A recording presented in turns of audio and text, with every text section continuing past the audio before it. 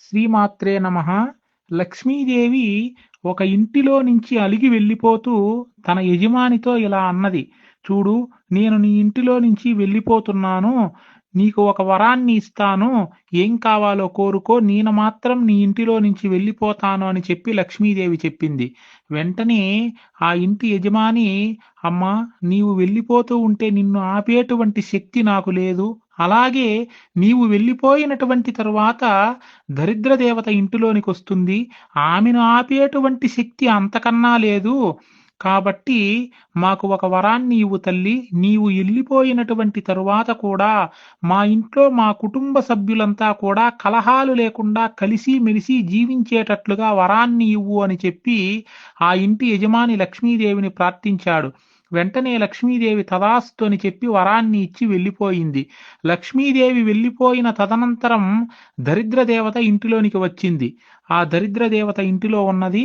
ఒకనాటి కాలాన అత్త ఇద్దరి కోడళ్ళకు చెప్పింది. "అమ్మాయి, నేను బయట గుడికి వెళుతూ ఉన్నాను.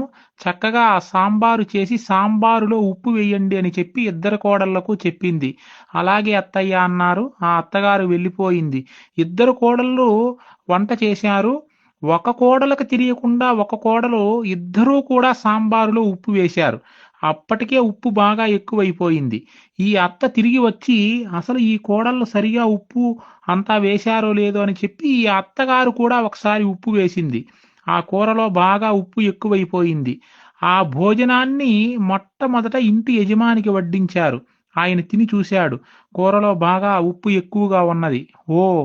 ఈ ఇంటిలోనికి దరిద్ర దేవత ప్రవేశించినట్లుగా ఉంది.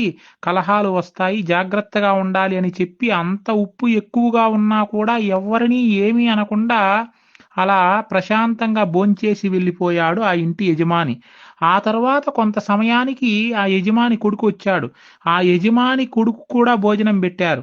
అతను కూడా ఆ ఉప్పు ఎక్కువ అని చెప్పి గ్రహించాడు. అయినా మా నాన్నగారే ఏమీ అనకుండా తిన్నాడు అని చెప్పి ఇతను కూడా తినేశాడు. వెంటనే ఆ రాత్రి దరిద్ర దేవత ఆ యజమాని దగ్గరకొచ్చింది. "మీ ఇంట్లో నేను ఉండను" అని చెప్పింది. "ఎందుకు?" అన్నాడు.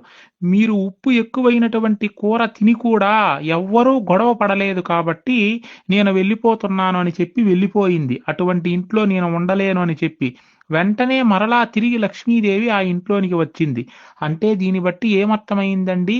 ఏ ఇంట్లో అయితే కలహాలు, చీకాకులు, గొడవలు లేకుండా కలిసిమెలిసి ఉంటారో కుటుంబ సభ్యులంతా, ఆ ఇల్లు లక్ష్మీ నివాసమైతుందండి.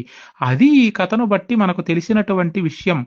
శ్రీమాత్రే నమః. సర్వే జనా సుఖినో భవంతు.